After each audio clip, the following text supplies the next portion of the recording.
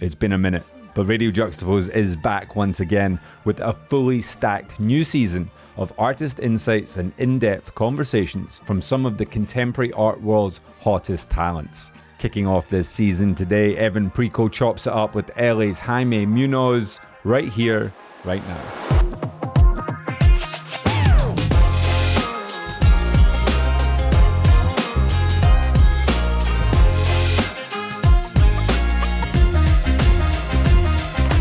Welcome back to Radio Juxtapoz, the podcast, where we dive headfirst into the colourful world of contemporary art. My name is Doug Gillen, and today Evan Preco is lucky enough to be talking with a guest whose latest show, Truth is a Moving Target, recently opened at LA's Mexican, Mexican-American and Latinx Museum and Cultural Centre, La Plaza. A concept developed from his experiences as a gig worker, working jobs in construction sites and in warehouses. Ancestral ties and cultural symbolism run through the veins of his artwork, which serves as a direct reflection of his own experiences growing up in LA. You don't even have to be remotely focused on the art world to notice that LA continues to be having a moment right now, and Jaime's presence within the community there is only further solidified with this museum show. Together, the pair discussed the stories behind the work, his journey from construction sites into museums, and a whole lot more. This is Radio Juxtapoz, where art and conversation intersect. Let's get into it right here, right now.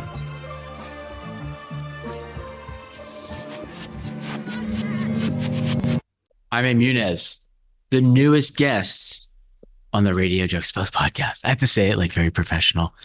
Hello, hi. Jaime, how are you today? Good. I'm doing great. I'm happy to be here. You're happy to be here because here is where your first museum show is. So can you maybe tell us like exactly where we are, what body of work you're showing? Just like, let's warm us up here a little bit. So we're in downtown at La Plaza de Cultura y Artes. And yes, this is my first museum solo show. It's like a little baby retrospective of 5 years.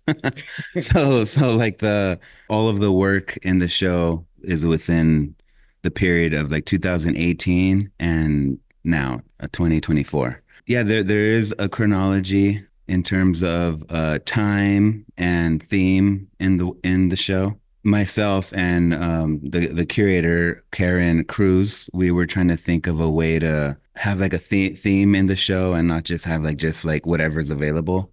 I guess it's like simply put, like when you're doing something like this and you go retrospective, like we're jumping right into this, but when you go retrospective like this, like, and you just were saying like the last 5-6 years of your career, like, it seems simple enough. Like, oh, okay, I'll take some of my favorite paintings from the last 5 or 6 years, but is it also kind of going retrospective? Do you get introspective in thinking about what these kind of, because these have been the kind of years in which you've had some success, you've gotten some gallery representation, you had solo shows. Like, what does like the last 5-6 years actually mean to you when you start to look at it in this kind of way? I do introspect for sure, because it's the first time for myself as well, along with the audience, that I'm experiencing old work, middle work, and new work all together. Some of my, thoughts are probably not so much within the context of like the ideas or themes, but more so how I'm navigating a composition of a painting, where I'm like, oh man, like it took me 5 years to kind of arrive back to kind of what I was doing in 2018 that I felt was like not right or like unresolved to kind of arrive there again, particularly with, there's one work titled La Máquina También Traga, which translates to the machine eats too. One of my most recent works titled, actually the title of the exhibition, Truth is a Moving Target. I kind of arrived at a same place compositionally, which I thought was really interesting because I didn't really consciously think about it. It was just more intuitive. But I do remember like making a departure from that in 2018. So those types of introspections for sure happened. I think that's fascinating. You like left it. You departed a style. You departed a technique or a style or some sort of thing, and then you arrived back at it. why do you think you arrive back at it? Like what brings an artist, like I assume that you think that you're a better painter now than you were 5 or 6 years. I mean, is that how it works? Like for a painter, because I feel like I'm a better writer now than I was 5 years ago. For a painter, do you feel like you're a better painter now, or does it matter about being better? Is it more about getting your ideas across better? That's a good question. Because like as a painter or a person who makes things, I feel oftentimes the work can get conflated by what are you trying to say? And like, I have to remind myself like, although I do have deep thoughts and feelings about what I'm making. Like at the end of the day, I think it's the way you said that. yeah, I am trying to just make something that works in terms of a painting or like something that feels resolved, And I kind of find myself like in that space a little more. Because, as I've proven for myself, I feel like some of those deeper themes and ideas just come out in the work naturally. Like from the beginning, like when I first started making my work, I wasn't 100% consciously thinking of like commodity, labor. I was a little bit, but I didn't even know how to put it into words. I was just really working from my intuition over the course of time and people asking, what are you trying to say? What are you trying to say? I found myself in a place trying to think of an answer, So that kind of forced me to think about, well, what am I trying to say? Now it's just more so like what I'm trying to do in the work, but also at the same time, like I am thinking about certain themes that are important to me, but at the same time, I don't want my work to be prescriptive to the audience. Like that's not what I feel art should be. And that is why I was compelled to title it Truth is a Moving Target, because, I feel like the truth, especially in these polarizing times that we're in, where things are so black and white, I feel like truths can be an approximation, so whatever truth someone can see in my work, whatever they see, it's an approximation, like it's not like a manifesto where it's like you have to see the things I see, and that's kind of like where I'm at. I really like that because I was thinking about the title of the show, Truth is a Moving Target, and being kind of an amalgamation of how we've all felt for the last 7 or 8 years. And it's not just America, it's like lots of different places in terms of political change and how social media is manipulated, perhaps like the way that we get information and the way that we process information. Maybe I got this wrong, but I was watching the video downstairs, which I found I really liked, that is part of the exhibition. You said that you are trying to, I'm going to botch this, but just let me go with it. Something about you don't want the viewer to see your hand in the work. Did I get that wrong? There was something about you not like you wanting to make it so it's almost as if you didn't see a human hand made this incredible work. And I was thinking that is in itself a moving target of like truth and how people can actually understand how an artist composes something. But can you talk a little bit about that idea? And maybe I got it wrong, but just the idea of you're making these incredibly clean, incredibly detail-oriented paintings, but you're trying to almost show as if the hand wasn't there to make it. That's something that I've been reflecting on a lot in my work. It's something that's been brought up to me a lot. It's never been something that I was consciously trying to do. Like, I want to make work where I hide my hand. It's more so like given my background working in manual labor for a structural concrete company or doing like warehouse work for a number of years.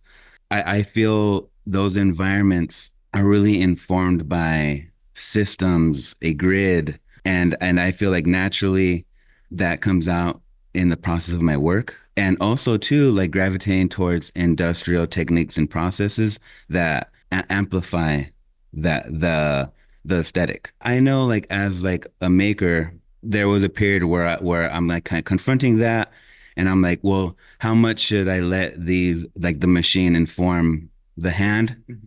And I just let it be. I wasn't trying to suppress it because that it is what it is. It is a little ironic and paradoxical, because I'm critiquing commodity labor, but then at the same and like these industrial modes that exist in society, you know, around commodity and labor. But then it's like really prevalent in my work too, you know. I think it's also important just to kind of utilize the technology that we have access to, you know. And another aspect to, I guess, feeling okay in like this direction was actually realizing that I wasn't the first one either. Good. Yeah, it feels really good. Like it feels like, yeah, I don't know why maybe I didn't think, but for some reason that seems like that place like almost makes you feel liberated. It does. But you know, I remember like, you know, going to see the Siqueiros mural here in Placita Olvera, America Tropical, where I think he literally was like the first one to start using industrial techniques and processes, and the airbrush, which predates, you know, like aerosol can with public art, you know.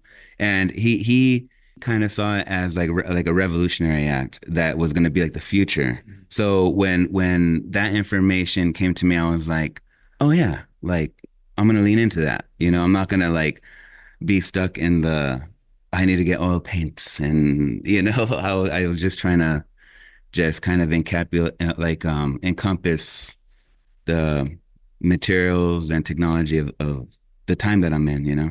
I always think too with airbrush, and I do want to go into this idea of labor and when labor relates to the technique you have. But I was thinking about how with airbrush, I always think about, you know, car culture and how LA is so indebted to the art, at least the art community is indebted to like that kind of early custom culture, car culture, airbrushing, adding kind of extra things to a car, and that's that kind of beautiful, just like the industrious nature of airbrush. But that how airbrush has become something of a powerful art tool, especially in Los Angeles in the last 4 or 5 years too, and how you've kind of, I'm not gonna say you've mastered it, but you've done it in a way that's quite unique. But when you went to school, was airbrush a thing that you were into, or did you have to, as you began to kind of understand that your work, as you were saying, how like it kind of, when you were talking about what was my work about, did the airbrush become something that a tool that you're like, you know, this actually can help me communicate what I'm about? That's a good question. I don't think I ever thought of it within the context like that. This tool will help me convey the message more efficiently. Mm-hmm. Going back to like my intentions of just making something and trying to resolve something on the surface of a painting, like I was never really thinking of the message too much until people started asking, you know. I've had people too, I feel like maybe you get this as well, when you started showing the black and white drawings, a lot of people were like, oh, okay, I see his hand now. Like it was like kind of it's quite stunning to see those drawings, and I really like that you included them in this exhibition. And I wonder like what that process is for you, being able to show just the black and white work next to these really, really kind of elaborate paintings.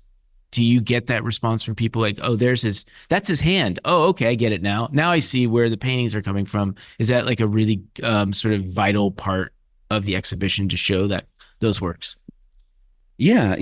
I feel the drawings are really important to my practice, and I do really enjoy when people respond to the work like that and notice like, hey, like you're using like your thumbprints in the ink work. Like, yeah, like yes. For me, it's the drawings function as you know, a place to kind of resolve ideas before painting, but also it also functions as like a different creative mode that's different than the paintings. Because like sometimes I need a break from working in the mode of like what the paintings require, and the drawings I just work a lot more freer without the analness that the paintings that the paintings need, you know. And just in terms of working in the studio, it's just really nice to kind of have a break between the paintings and go to the drawings. And also, I've always had a deep passion and love for comics and illustration work.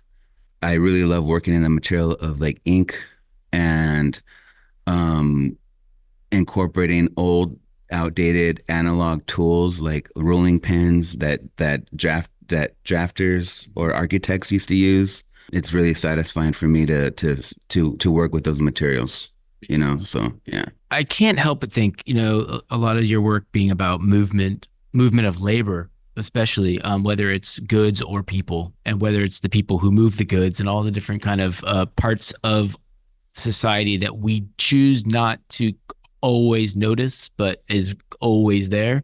And I assume that even that sort of concept of the movement of labor, the people who do labor, the way that labor is constructed in the state of California specifically, it's a mouthful, the kind of anonymous hand of your paintings is part of that.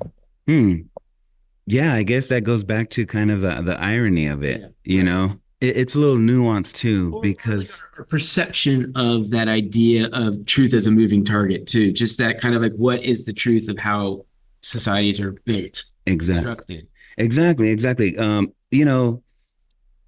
thought about this. I kind of go to craft. That's another thing that really informs the aesthetic and the process of my work. And like when we look at, you know, the labor of a craftsman, like a woodworker who makes like a nice chair, it's like seamless and perfect. The hand's not seen, you know? So I think I relate to my work in that context. Or if we look at textile design, now or like, you know, specifically like Peruvian textiles, like they're working from a grid system that's very similar to how I work, but it's very seamless and perfect, and you don't really see the hand either, you know? I do see it within the context of craft, especially given like a lot of the materials that I'm using, like paper, glitter, it's very crafty, you know? So yeah, in some sense, I do see the paintings function as like furniture in some way. So let's just go to the way it's composed. Like let's say your studio's in Pomona, California, which for people who are not from this area, it's about 30 miles east of Los Angeles. If you go into the studio and you're about to construct a painting, or you're starting to get ideas for a painting, what are the inspirations and kind of these disparate objects that you bring together? Like, what is it? Like, what are the beginning stages of like, okay, I think I've got an idea for a composition that is going to make its way into a painting? Because I was downstairs looking at everything and I was like, I've interviewed Jaime before. I don't quite actually think I've ever asked like, how do you get from point A to point B? And is there actually point A to point Z, and then everything else gets scrambled in between? Yeah, that's a really good question, because the type of work that I make requires a very different type of time. You know, I don't make like abstract art where it's like, okay, I'm gonna go in the studio and just throw it out there. And is that gonna be later in life? You're gonna go into the abstract phase where you're just I mean, oil paint on a hill. I do think of abstraction, you know, like I don't focus on figuration too much of like the person, right. But I do see all of my work as like self-portraits in some way, in like an abstract way, you know? Going back to your question, I feel I work best in solitude. And that also goes in hand with it, having to experience things in life. You know, the breadth of my work comes from, you know, certain lived experiences. It's been interesting navigating that, because this is the first time in my life where I'm working in like the commercial level, where there's like a consistent flow of work where I have to consistently produce that I'm not used to. And for me, it's not natural to work that way, you know? Like sometimes I need like time to reflect and think about like what I want to make.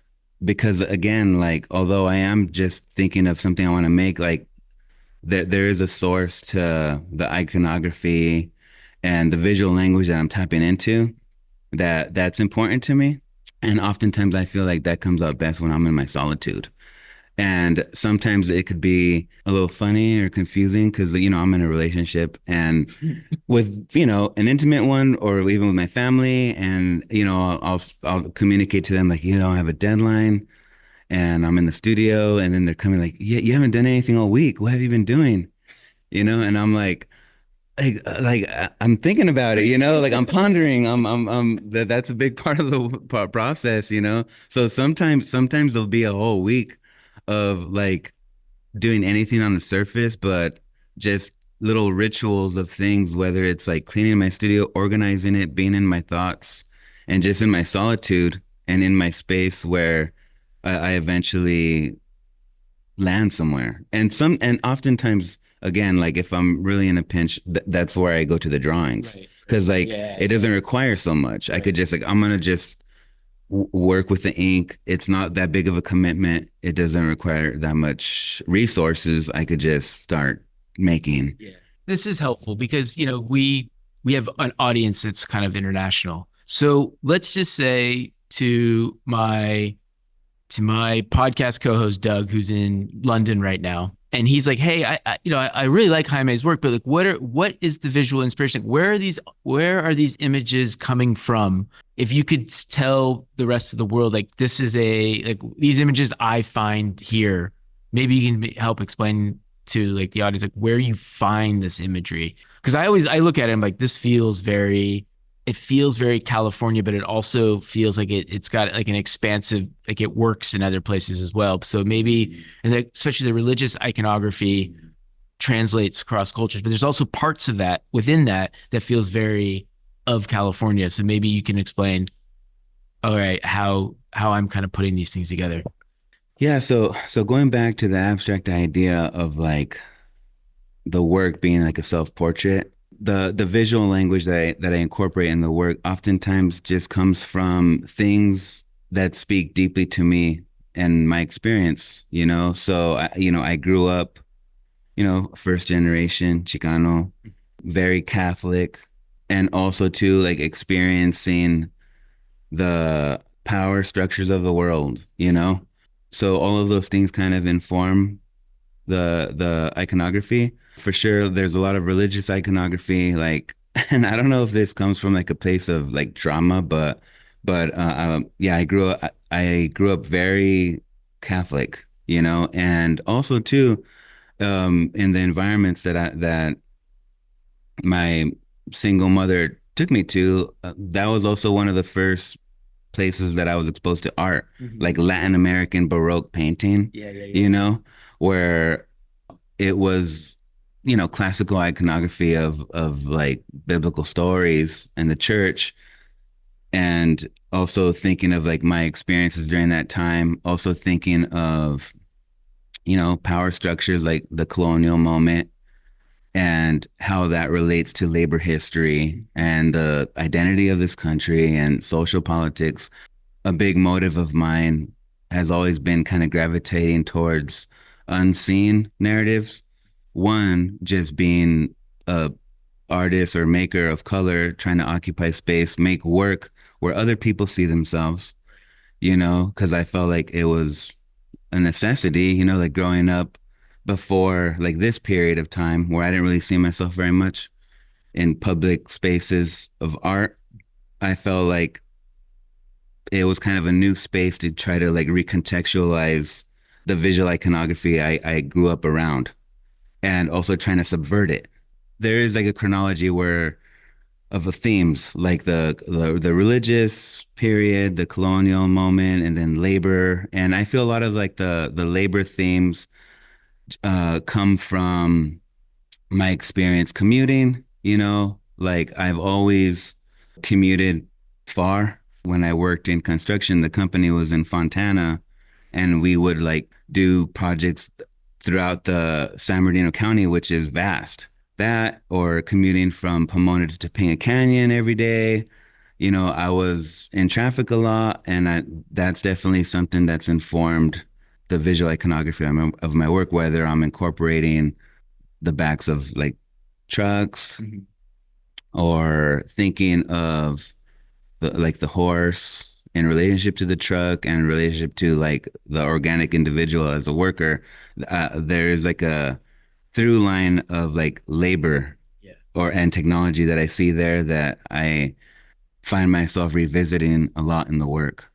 Well, especially like in that video that you have downstairs, there's the horse that's moving so freely with all this freedom and strength and power and natural beauty. And then you have got the freeway scenes next to it and just kind of like the sort of the reality of trying to move. It was a beautiful kind of juxtaposition, if I may use that word.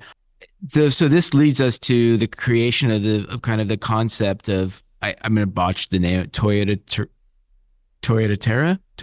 Toyoteria. Beautiful. What is that kind of meaning? What does that mean? And is that sort of a investigation or a term that you're using for the work that like you're still working with and like using because it's originally yours, and it's obviously like if you see the word spelled out, like you know you're thinking obviously the Toyota truck and the way that the Toyota truck is a vessel of movement, but or moving things. So that is also part of the body of work that you're showing here. It's also part of the body of work of like the last 5, 6, 7 years as well, correct? That's right. I think it's important to say that idea was birthed first from the economic necessity of needing a reliable vehicle to commute to work. Japanese automobile. Yeah. And that was something that was birthed from, a very close and intimate relationship that I have with my brothers, because like we're not, I'm the oldest one, but we kind of all like found ourselves in the same situation of needing a reliable car to commute to work. And naturally, we just found ourselves within the culture of other laborers who gravitated towards this utility truck that was reliable and very economical. Slowly revealed itself to us as we participated in having to maintenance our trucks ourselves, going to the junkyards, and seeing other working class people looking for the same parts, and also seeing these trucks in the streets, which to me is very West Coast. Like I've fortunately had the opportunity to do some traveling, and I've never really seen like this aesthetic of like this like Frankenstein or like Rascuache aesthetic of like a pickup truck, and I grew up like very involved in like car culture, like with muscle cars, lowriders, choppers. All of those cultures had a term. I was just trying to think of like, well, what's like a good term for this, so, like this culture that's also like disappearing. And it was actually my partner who thought of it. Is that what you like think? Is that kind of a blanket term of like what you think your work is right now? Like, is that kind of what you use, or is that just a way of describing maybe the culture around the work? Like how are you using that term? Because I remember like when we did the interview a few years ago, that was the term, and I find it to be so evocative of what you're painting. And I was also thinking too, as you were saying earlier, because I grew up in a Catholic family too, and I always feel like Catholic imagery on the West Coast, it feels always jammed with like things it shouldn't be. Like it's like I always think of like Catholic going like church and like a vending machine like with like sun-kissed orange soda. Like for some reason that's an image I have in my head all the time, which I'm not quite sure what that means, what church we went to, but it just feels like there's such that term, I'm not going to say it, Toyota. How it represents so much of the West Coast. Yeah, I think so too. My experience of the West Coast, it has. I don't feel like it's like, again, I think this is why I've been thinking more so about just like how I'm trying to resolve a painting and some of the things I'm doing there.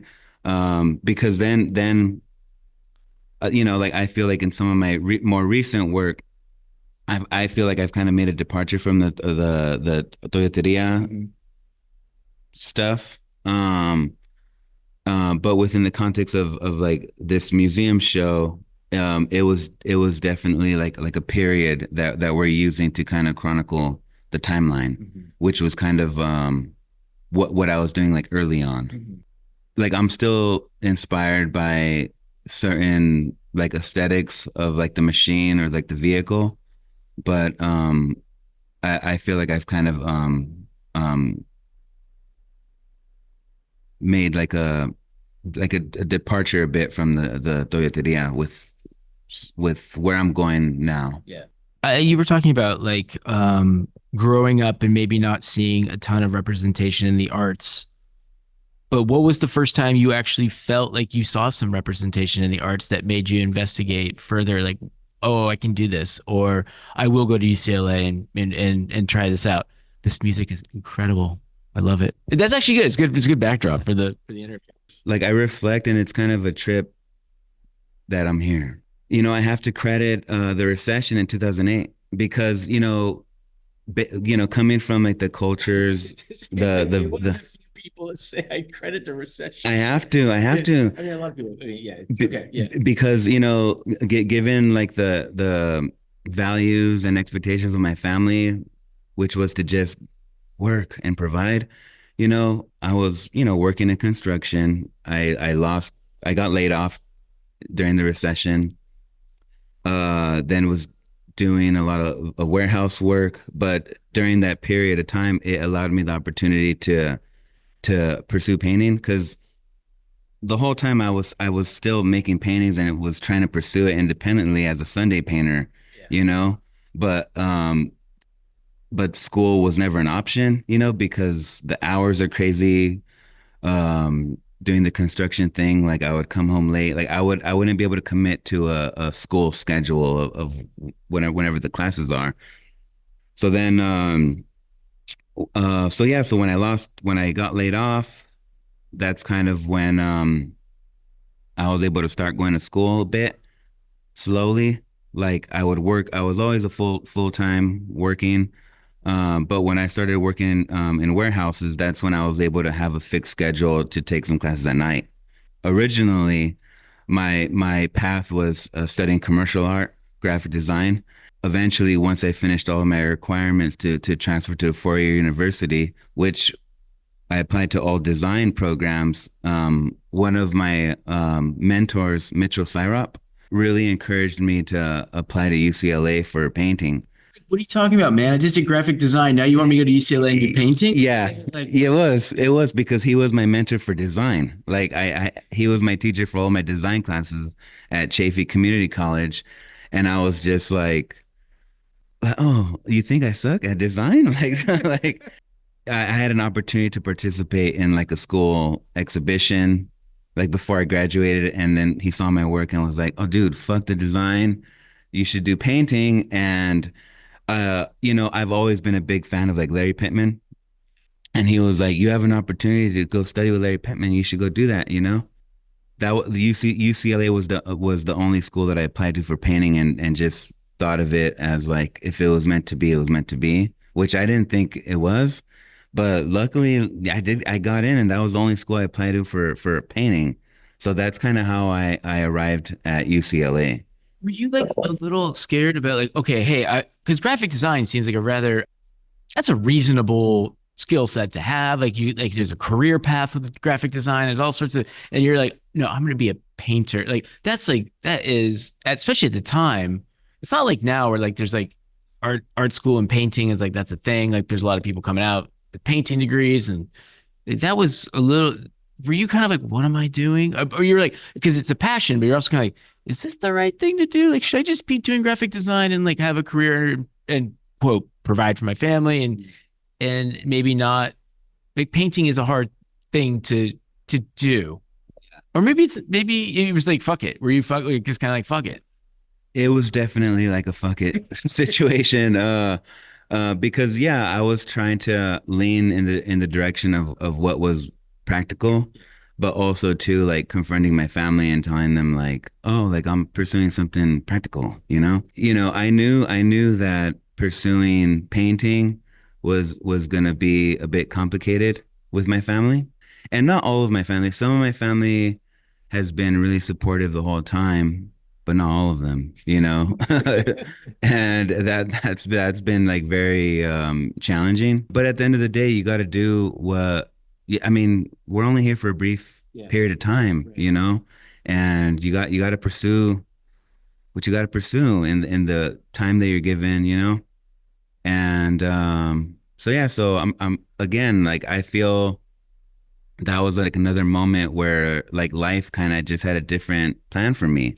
Because given my character, I'm very methodical in how I move, and those were instances where like it wasn't really on my own accord. It was just kind of life had a different path. What did you learn working in other artist studios? Like, what did you learn from, I guess I'll say like the adults in the room at the time?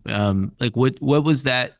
Because that you generally hear that going from school into working in artist studio is really helpful in order to get your own shit together, the proverbial shit together. So what was working in an artist studio? And you can name drop the artist too. That was like another period that was a big shift from like doing warehouse work to being closer to like the art world. And in this area, it was another mentor of mine, Mark Lewis, also at Chaffey Community College. I remember it was like, I think it was like a summer, and it was like my last class that I needed to take before transferring. And I was geared towards going back to construction. You know, like I hit up an uncle and was like, "Hey, I'm planning on going to UCLA like next fall, and I'm doing this all solo, so I need to like make some money, start saving money up, and I'm not going to be able to be here for the final. Can I take it early?" And he was like really supportive, and he was like, "Sure." And on my last day, he was like, "Have you ever heard of Chris Burden and Nancy Rubens?" And I was like, the artist who shot himself and Mocha. Yeah. I'm like, oh yeah. I know what you're talking about. He's like, well, they're looking for an assistant. And I was like, yeah, yes, yeah. Like at that point, I'm just like, yes. And I got a phone call by one of Nancy Rubin's like head assistants, Colin Cook, and we did a phone interview, and he was really funny about it. And at the time, I was just so happy and privileged to have the opportunity. I didn't even ask like how much or what's the schedule. I was just like, whatever it is, I'm there. I don't care how far it is. I'll be there, you know?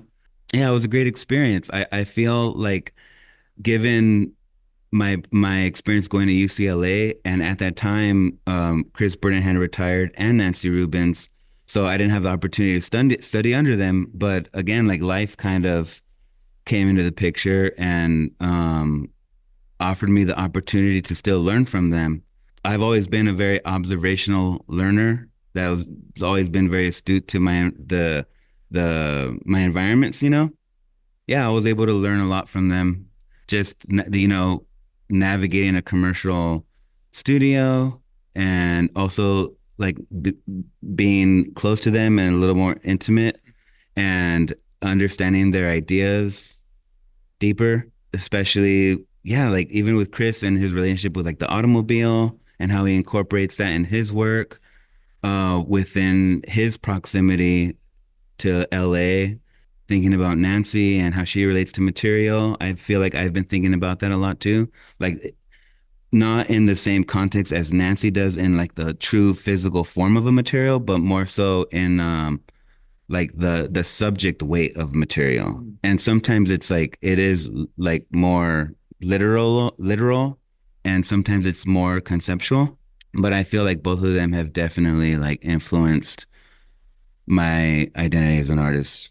When did you get comfortable with the idea or the sort of condition that you might go a week without painting anything and you're just thinking of ideas? But did that take you a while to get comfortable with that, and also to be comfortable with giving yourself time to think about ideas? Because I find a lot of the times that I struggle with like going a couple of days without like writing something, and I feel like, oh my God, what have I done? But then like, you know, people, mentors and everything were like, no, it's okay to take a couple of days to like sort through your thoughts. Like, but did it take you a while to sort of feel comfortable, like, okay, I'm just not going to paint for a couple of days, and like just be comfortable with coming up with plans? Yeah. It took me a while, because culturally, from my background, I've never been used to passing up on an opportunity. You know, like I've always kind of just been like, you never pass up a work opportunity. You always take it. Sometimes you're kind of forced to have to be a little strategic in where you place your time in the studio. I feel like that can significantly inform the work. Like if I'm taking on too much and I'm spreading myself thin in the quality of the work, like that's something I never want to find myself in. And it's taken a great deal of discipline to remind myself that's the important thing. And oftentimes that requires me to pump the brakes. I tell people, sorry, I can't do it. Or, I could, but I need time. I feel that's something we all relate to in like this like hyper capitalist mode of living where everyone's in a frantic, constant state of having to produce. And it's all through necessity, but when you reach a point where you're navigating your own terms of production and you're your own boss, it could be very challenging to kind of navigate that on your own. Because sometimes people are like, you're your own boss, like you could do whatever you want, but it's a tricky realm to be because you also have to be disciplined and not give yourself too much freedom. Like what is next? This is a museum show. You've had, some solo shows in the last couple of years. Like what is studio life right now? What's in the studio? What are you preparing for? Are you going weeks without are you kind of giving yourself a little break? It's summertime. Like what is next for Jaime Muñoz? So right now I'm about to go back into production. Like during like the period of install for the exhibition, I kind of just focused my time on just that. I mean, I did do one painting for a group show in New York with Anat Ebgi. And, I'm going to do another project with them in September. We're doing Armory. I'm going to give them a painting and a drawing. So that's the first thing on the agenda. Also, I have like a few commissions that I've been setting back, that I need to like finally address. But that's pretty much it. Just like some fairs with Anat and then see where things go. Kind of, we touched on it, and the idea that truth is a moving target, like that's such a fantastic name, and like that's such a great name for a show. It's such a great name for just kind of what it is that you do. But does that sort of idea, truth as a moving target, like is that something like you'll take with you now a little bit within the kind of like what you're working on in the studio, because it really does sum up so much of what you do? Yeah, I think so. I think that's something that I've been reflecting on a lot, and it's not to say that I'm like abandoning some of all of the central themes and ideas that I focus on in my work. Like that's very inherent to my identity as a person. That's gonna just come out naturally, I do kind of find myself more in the kind of fluid space of just making and then asking questions later, even for myself, I do want to add, going back to the question you asked me previously, another thing that I have coming up is my first publication, that I'm doing with ISM. And that should be coming out this fall, and which I'm really excited about. Like this is going to be like my first true like catalog of all of my work from 2018 to now. Are you gonna find time to go skateboarding, or how's that going these days? Are you still skating? Like my roommate Jason Ramirez, he skates a lot, and there was a period where we would skate a lot in like the parking lot, and I need to like focus on my physical health a little more. Cause like the studio life is very stagnant, I don't know if I'll be revisiting skating so much, cause like now at my older age, I'm like afraid of getting hurt. It's not the same. Even when I do fall, I'm like, fuck, like the time that it takes to recover, it's just not the same anymore. But I do enjoy it. And yeah, like recently, like one of the like there's like this popular skate spot near me where like I've been seeing like a lot of pros like Kevin Spanky and stuff, where I'm just like, oh, that's cool. And it does inspire me to like want to at least push on the board, and get that going. Like I think that's good. But it's like, I just wanted to say, because like I think I just hurt, like to like seriously hurt my shoulder like throwing a sock the other day. So like, I don't know. I was like thinking about, I just wonder if Jaime's still skating because like this shit gets rough, man, getting older. Jaime, thank you so much. Really appreciate it. Yeah. And good luck with everything coming up. And obviously come see Jaime's first museum show here in LA. Truth is a Moving Target will be on display at La Plaza LA until January the 25th, 2025. Thank you to both Evan and Jaime for kicking off another season of Radio Juxtapoz. We promise it won't be so long till our next episode. And make sure you don't miss out on that moment by hitting the subscribe button from wherever you're listening in from. Till then, take care of yourselves and each other.